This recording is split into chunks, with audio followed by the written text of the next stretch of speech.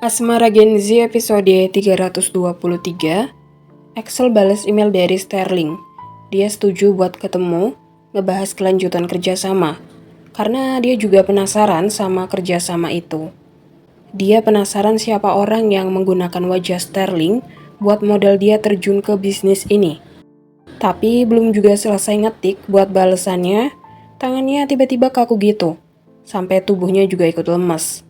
Dan akhirnya gak sadarkan diri. Matthew panik, akhirnya minta ke Blade buat ngehubungin dokter keluarga.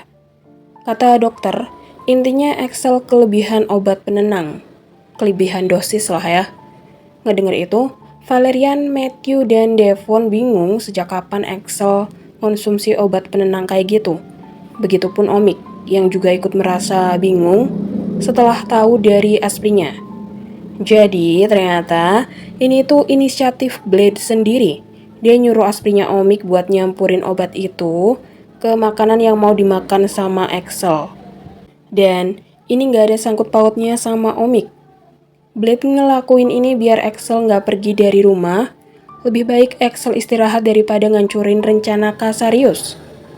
Sementara anak 9 ilmu dan Tirta udah mulai digabung jadi satu kelas.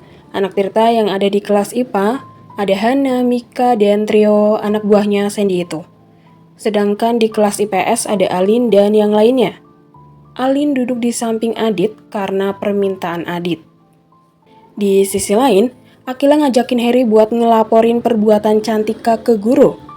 Harkil ngejelasin perbuatan Cantika dari mulai sabotase gaun buat pensi, terus sabotase piano, hingga sabotase lampu.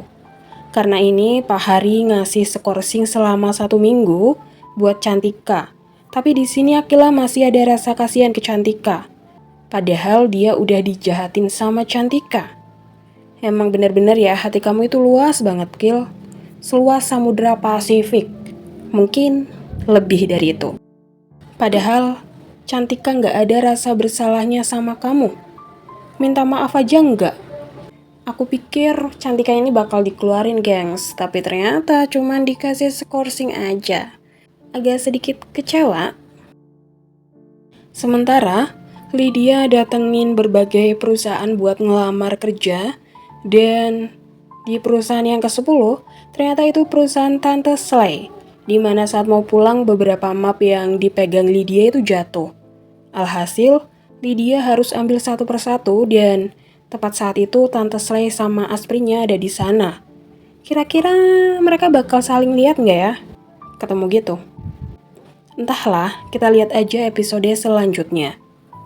Karena itu tadi akhir dari episode kali ini. BTW, aku kok ngerasa akhir-akhir ini kayak alurnya tuh lambat banget ya, gengs. Nggak selesai-selesai gitu masalahnya. Jujur udah agak boring sih aku. Kayak nggak sat-set gitu. Oke lah, thank you yang udah mau nonton dari awal sampai akhir. Thank you juga yang udah mau dengerin aku. Thank you, and love you all.